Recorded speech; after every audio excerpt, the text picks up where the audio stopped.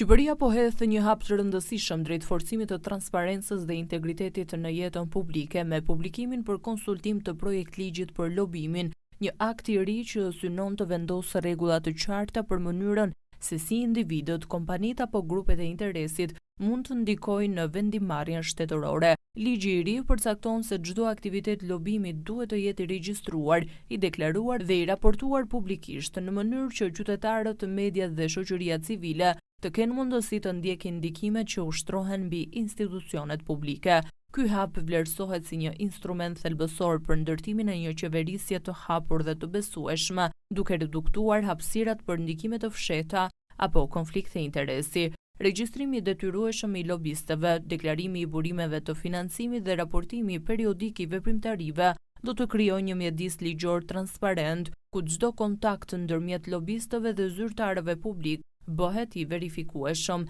Kjo nismë përputhet me praktikat më të mira të Bashkimit Evropian, të cilat kërkojnë standarde të larta të integritetit institucional dhe llogaridhënies publike.